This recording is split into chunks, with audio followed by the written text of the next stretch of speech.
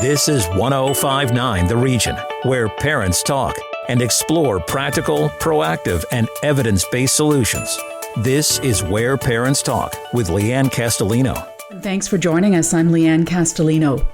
Catastrophic is one word that's been used to describe the impact of the COVID-19 pandemic on students and education in Canada and globally. It left millions of children and parents scrambling, and in many cases continues to do so, even with a return to in-person instruction in many schools. Our guest today says school shutdowns during the pandemic have, quote, destroyed lives and should never happen again. An academic, he is chair of the Worldwide Commission to Educate All Kids, president of the Institute for 21st Century Questions, a think tank, and editor-in-chief and publisher of Global Brief magazine. Irvin Studin is also a father of three. His international resume includes attending Aurora High School in Ontario, Oxford University, and the London School of Economics in the UK. He joins us today from Richmond Hill. Irvin Studin, welcome to Where Parents Talk. Thanks for having me, Lianne. Irvin, in a piece that you wrote recently that appeared in the Globe and Mail, you described Canada as having suffered, quote, the darkest pedagogical period in modern history as a result of COVID-19. Can you paint a picture for us of what that impact looks like? I think the education catastrophe in Canada is the biggest catastrophe of our multiple catastrophes during the pandemic, and the one with the longest tentacles for the long term. It has both moral and strategic consequences. Moral for the lives of hundreds of thousands of young people, and strategic for the future of our country. If we don't have educated young people, or if young people are patently uneducated. So here we are. The pandemic catastrophe in pedagogy had two elements. First of all, when schools were closed around the world in March of last year, this was the most simultaneous policy or coordinated, let me say, mimicked policy action in world history. Schools around the world were closed almost at the same time without countries talking to each other. It was just instinctual, and that was the easiest thing to close, and it was done with the best of intention. We didn't know what the COVID pandemic was at the time. We have a much better idea right now. But the immediate consequence of that was that many students went home, went back to their villages around the world, went into the workforce, went into all sorts of crevices in life from which they would not emerge. They left school permanently. In India, the number of students who left school permanently as a result of the school closures is 100 million, at least. In the United States, it's 15 to 20 million. In Canada, it's about 200,000 on my calculations. I think it might be higher, but 200,000 is a reasonable estimate. We call these kids third bucket kids. These are the same kids who were in our parks, in our arenas, soccer pitches, basketball courts, parks, malls, but a year and a half ago. As soon as the school closed, for a host of reasons, and over time, of course, they would leave school permanently, in many cases, never to return again. I repeat, 200,000 kids on a global student population in Canada of 5 million. That is catastrophic. It's a moral catastrophe because these kids can just simply not do well in post-pandemic life. And secondly, how are we to talk about a serious post-pandemic Canada with this huge sudden underclass of regular kids, rich and poor alike, who are not educated? So we'll talk about how that happened. That's the first element. The second element, of course, is just huge learning loss for everyone else who was in the system due to poor teaching capabilities, online schooling, absence of discipline, lack of structure, on-off again schooling, disappearance of ambitions, standards, and such. So the catastrophe is twofold. Again, it is the third bucket kids who are not in the first bucket, physical schooling, not in the second bucket, online schooling, there are no schooling at all, and massive learning loss. And together they constitute what I think is the major calamity of the pandemic period for our country. So unquestionably, those statistics absolutely jump off the page and should disturb all of us, parents or not. Parents were left to their own devices, quite literally, during this time that we're talking about. You're a father of three, Irvin. What did the school shutdown look like in your home? It was extremely grave, and I count us as well-to-do Canadians, established Canadians in great part of the city and the country. We're very fortunate in life and in Canada, and schooling was always thought to be the most stable of institutions in Canada. My kids were in French immersion school, all of them, just as I was in the public system. And in March of last year, the schooling collapsed.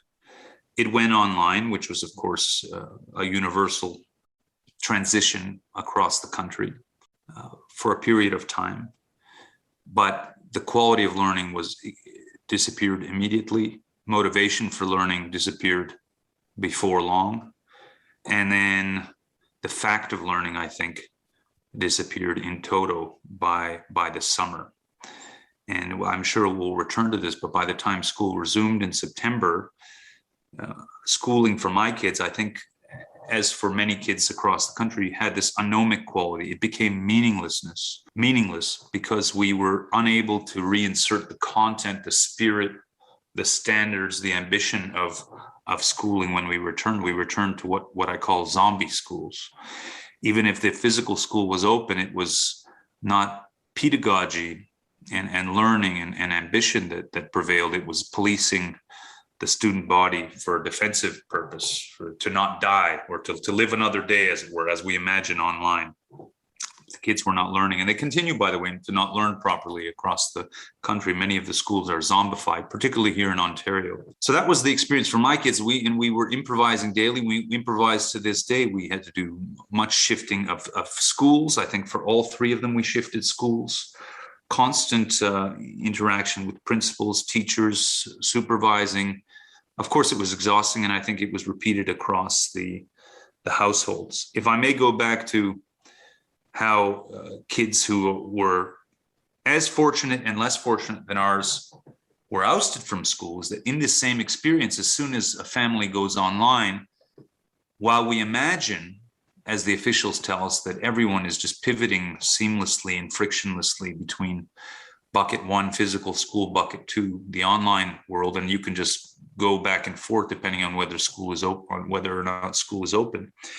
What happens in reality is that a small proportion of the population has no access to internet as soon as you go online. An additional proportion has no access to stable devices. There's a substantial number of Canadians who live in abusive homes. So the children are, as soon as they're online, are not learning for all practical intents and purposes. Certainly if you're online for 2 or 3 months at a time, that's it. If you're a little bit older, you'd go into the labor force, potentially never to return. And the most pathological case we saw, Lianne, was in the high schools. And the way we declared the school closures in Ontario, which were very long, was that they would be indefinite. The Premier at one point said in April of this year that school closure is indefinite. And for a high school kid who goes online, school loses all purpose. They lose community, they lose the boyfriend, girlfriend, they lose sport, there's no music, there are no clubs, and there are no walls to keep the student in. So they turn off the device and they leave into the ether. And because everyone's online, no one chases them. No one even knows that they're missing. And that their position in ouster in the third bucket consolidates, and they never return again. In very, very large number in the high school category is the most dangerous, because these are almost adults, but without adult learning. And we're foisting them or unfurling them into a world that's much more cruel than the one in which you and I grew up. And we've done not a grave disservice only. This is a criminal collapse in public policy and adult responsibility. You are listening to Where Parents Talk on 105.9 The Region. I'm Lianne Castelino, and we're talking about the impact of the global pandemic on the education system, as well as post-pandemic, its impact on students and families. Our guest is Irvin Studin, father of 3, president of the Institute of 21st Century Questions, and chair of the Worldwide Commission to Educate All Kids. There is so much to unpack in everything that you just said, but I want to go back to the basics in terms of, what can and should parents be doing to support the transition of their children back to in-person learning, although that's not happening across the board everywhere, and to try to bridge that learning loss that you referred to earlier. At the individual level, I don't want to presume or give very strong advice. Everyone has their own reality. What I would say is my fatherly instinct, my parental instinct that I share with my wife is that, if I may be direct, we must educate our kids to the nines, maximally educate, over-educate. That is the primordial instrument for their success tomorrow in a much more cruel world. Absent which, they just will not do well, except if they're very lucky. That is just a historical fact. And so we've done our kids a great disservice. My counsel to all parents who are invested in their children, I'm sure that's 99% of your listeners and the population.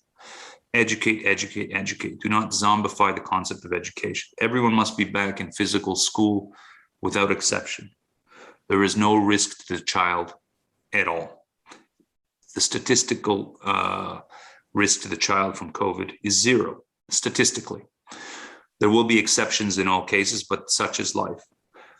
But the certainty or the probability of ill success or failure without a proper education is extremely high, extremely high.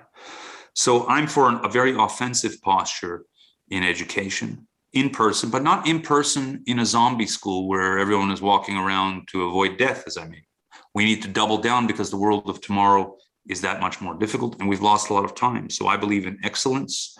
We need to even be better than the system that you and I knew and in which we were raised and that we allowed to collapse. The baseline rule, of course, and my threat to decision makers, I call it a threat because not a physical threat, but a threat in the sense that I will consider it from now on a crime if any school is closed beyond even a moment. No school closures ever again, except for war. That is the rule of the pandemic. It is what I call students' law because a learned law. We now know that there are 500 million children around the world, 500 million, that were ousted from all schooling during the pandemic because of closures. Full stop, 500 million. That's the size of the European Union. So school closure means death, and it doesn't mean death through COVID. It means death because the child does not return to schooling for some of the dynamics that I mentioned. For those in the system still, we must double down on quality, excellence, no cancellation of extracurriculars, no extra rules to stifle or cage the child, unfurl the child in the system, bring content and spirit back. That's what the best jurisdictions around the world are doing. Unfortunately, in Ontario, we're still in a defensive posture. We don't know how to get out of the cage we've set for ourselves, but I'm very much for that. There needs to be very tailored, choreographed learning catch-up for all kids. Tailored because everyone's coming from different circumstances. Some have learned better during the online schooling period in the pandemic and the quarantine than others. Some have not learned at all. Some are more independent in learning. And as I mentioned, some have left schooling altogether. So we need a specific regime for every child. If I may, Lianne, that requires huge work. That means administrators, teachers, principals, and the community must be in the field all the time, door to door where necessary. Extra hours, even an extra school year, as we used to do in Ontario with the OAC grade 13, is in my view commended, because we need to better incubate our children before we let them go into the post-pandemic world. We are going to continue our conversation with Irvin Studin about the education system post-pandemic. Stay with us. We'll be right back. Want to learn more about the show? Email info@whereparentstalk.com. Stick around. Lianne Castelino and Where Parents Talk will be right back on 1059 The Region.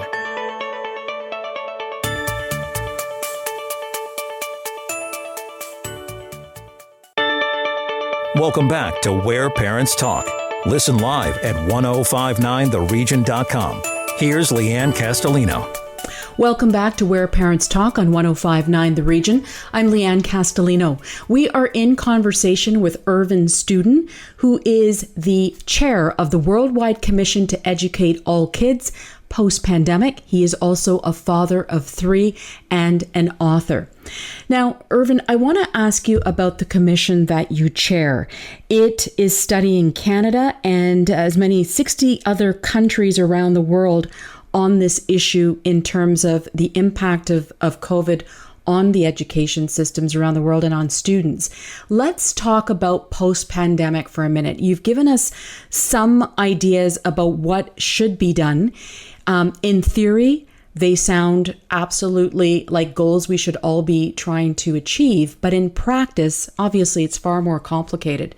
So how would you go about suggesting that we, as parents and as those who work in education, strive to achieve the excellence that you are describing must happen for the post-pandemic world? That is a huge, huge question, and one with which we struggle on the commission as well. Just to go back in time, the commission was launched out of the Institute for 21st Century Questions in January of this year. We have top members from over 60 countries now, and about 25 from across Canada, including principals, ministers of education, deputy ministers, former cabinet ministers, premiers, and similar representation across all the continents. And we were launched specifically because here in the suburbs of Toronto, I began to see regular kids who were just out of school. And I don't want to go into specific stories, but the reasons for them being out of school were extremely human, but counterintuitive. My response, of course, was the response that any of us would have given in 2019 to a child being out of school in the middle of a school day. What do you mean out of school? It didn't compute. They would say, I'm out of school. I'm waiting for the pandemic to be over, or my parents just decided we'll take a few years off, or I'm working now, or I'm in a bad home, or my parents are too scared to send me to school because of COVID, and they're sitting in a basement as a result playing video games for 2 years. The reasons run the panoply of the human condition. But it took me several months to accept what I was seeing on the ground. And then on inspection of that hypothesis, I realized that the problem is, I think, the biggest problem of the entire pandemic around the world. 500 million children out of school, many permanently, is the future of the planet. So if we go back to the country of India, there's no way that India can outpace China this century or in the coming decades, because China has kept its system whole and India has collapsed its education system. We have a similar problem in Canada. We've allowed many of our systems to collapse. So we have to work extra hard for the future, and starting with education. So what does education post-pandemic look like? Well, I won't fetishize it in respect of technology and specific topics, but let me put some baselines down, because the goals of the commission are twofold. One is to find and reintegrate these 500 million third bucket kids into schooling immediately. And I say immediately because the window of opportunity is very short, lest they go on to other things in life, and that's it. They're lost and they will not do well, and the countries will not do well. And the second goal is to pivot towards quality in education post-pandemic for those in the system, so that we can better prepare them for the world tomorrow. And if you imagine, again, you're not preparing for a basic algebra test. Now you're preparing for an advanced calculus exam over 2 years worth of work. You're going to have to prepare all that much more. And we should imagine that the world of tomorrow, because of the collapse of institutions and countries and welfare over the course of the pandemic, will be that much more unstable. And therefore, our kids need to be that much more educated. Education, not as fetish, not as a trivial or optional thing, as the basic preparation of a child for tomorrow. And all societies that have done well and peoples who have done well have understood this. We seem to have forgotten it in Canada. So what does it look like? First, let me start with the basic structural law. Thou shalt never close schools again. I never want to hear anyone propose closing a school. I don't want to hear parents saying, I'm taking my kids out of school, it's too dangerous, they'll take a year off. All of these things are anarchical and nugatory to to the welfare of the child and the society. School as the baseline for our future success. Secondly, the return to school must be, and starting from this fall, which is why I've been hard on our decision makers, our medical advisors, our deputy minister, our ministers, calling them directly and calling them out where necessary, must be full on, contentful, spiritful, ambitious. None of this gradual return to school, see how it looks. Maybe we'll close again. Maybe we'll open a sport. Maybe we'll do soccer, but we can't do soccer and hockey at the same time. Full on. And the reason is that we need to recapture that spirit that we had in 2019 and put to the dustbin of history the zombie condition, so the kids can only learn if there is spirit and content and ambition in the schooling system, and we that's still to be mastered, but it must be full on. So that's the second point. Third, excellence in teaching. And now we have excellent teachers, but we don't have what I would call a national teachers or a national education or a national learning strategy in education. And this is now a national mission, because although provincial jurisdiction is supreme on education and the federal government is very soft touch, we have now a national problem because of the collapse in education, and we can't have a national future without education. So the federal government and national leaders must get involved through whatever instruments they can to encourage and hire the very best teachers, very best people from across the world and across Canada. There's a real opportunity. So in math, we hire the top math specialists, top science specialists, top athletes for phys ed, top principals, and really inject content and resources into that. Irvin, let me ask you, in all of the different roles that you play and the research that you've done and all the contacts you have in this space, are there countries in your estimation that got this right? Yes. There are 4 or 5 groups of countries that look at us here in Canada like we're from Mars. What do you mean Canada has 200,000 kids not in school at all? Is this the same Canada we knew and admired 2 years ago? It's the same Canada that produced what I still think is the most educated, formally educated population in the world? And I answer yes. So what did they get right? Well, first, there are countries that have a better systems understanding of society and state and institutions than we do in Canada. So that when the pandemic hit, they knew that we couldn't just shut off a major system like through a tweet, or as if it were just a computer button, which we continue to do across systems of society in Canada. We tweet to close a system, which causes mass disintegration. In the event, we close the education systems with tweets, a smile and an aw shucks, sometimes with applause, and then the kids went into disintegration. But in the countries of Northeast Asia, particularly China, Singapore, Japan, South Korea, Vietnam to some extent, they have a much more systems-based understanding of society, engineers, if you were, in government. So they knew that there were many moving parts. As soon as they closed the schools for a while, they knew that they needed to compensate for leakage online, and that they needed to reopen the schools almost immediately, which they did. So they persisted to learn. That's the first category. So they're way ahead of us, by the way. While we've been collapsing our system and not learning well, they've been learning normally, and in some cases even better than before. So who's going to win? Second group is the group of countries that had perfect internet access. So when they went online, even for short periods, no one was ousted into the third bucket for lack of online access, lack of device access. Here we're talking about the Baltic states of the former Soviet Union, Estonia, Latvia, Lithuania, Scandinavian countries, and of course, many of the Northeast Asian countries, again, some in Southeast Asia. Third, the countries that had very robust compulsory schooling laws, and laws that endured through the pressure of the pandemic. And that, by the way, if I may go back to your last question, is something I would insist on for a post-pandemic schooling, is that compulsory schooling must mean compulsory schooling. Everybody is in school until the age of 18. No excuses, no nothing about personal preferences for this. Do you want to do online one day? What do you feel like doing? The Minister of Education does not tweet to the public, I want to open schools, who's with me? These are all intra-pandemic nonsenses that would have been understood thus but 2 years ago.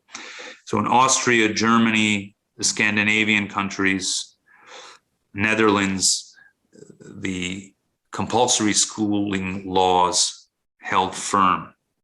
There are many who argue that the pandemic has shone a bright light on gaps in the current education system as a whole. It has allowed parents to see how their kids are taught, how they learn. It's allowed them to look into homeschooling more deeply, pod schools, and other non-traditional learning environments. In your estimation, has it perhaps signaled the beginning of Education 2.0? And if so, what role do you see parents could play in that scenario? We have not gained any advantage as a country in education through the pandemic. We have overseen the collapse of our education system. It's a catastrophe. There will be some students and families and kids who get ahead through their own genius and resources, and good on them. But their advantage, which is in numbers marginal, does not a system make. We have an opportunity, but I actually see it as an obligation. I think we're correcting mistakes here. I'm not fanciful and gleeful. I'm not one who sees this as a great opportunity. That is Facebook and Twitter speak. We've collapsed the system. We must resuscitate it and reconsolidate it immediately. That requires all hands on deck. So that requires the offensive posture, compulsory schooling. Those who are in pod schooling, homeschooling, very well. I know there's a community of those people, and some are learning extremely well. And that should be the case in any resuscitated system still. But for 90 to 99% of the student body that is in the system, especially the public system, which I support. I'm a public system graduate myself, proudly so. We must double down on quality, content, excellence. And this requires all hands on deck. If we say as a country, 10 years on, why are we losing to the countries that I articulated that kept their systems going and that continue to educate with quality? And we say, well, we were happy to educate in pod school and homeschooling and sometimes no schooling, sometimes school on, school off. We will deserve our defeat, and our kids will just not do well. They will have their lunch handed to them by the other countries that have done well, because they will, as I've written before, they will meet them in the theater of life. They will meet them in business. They will meet them in culture. They will meet them in war and peace. They will meet them in personal exchanges, and we will just not be at the right level. We have to take just a responsible adult posture here. Let's fix what we allowed to break. Let it never happen again, and let's double down on the excellence that's required to succeed. Certainly lots to think about as this story continues to unfold in the coming weeks, months, and certainly years. Irvin Studin, Chair of the Worldwide Commission to Educate All Kids, thank you so much for your time and insight today. Thank you, Lianne.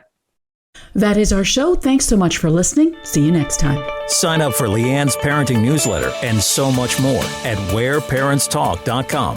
This is Where Parents Talk on 105.9 The Region.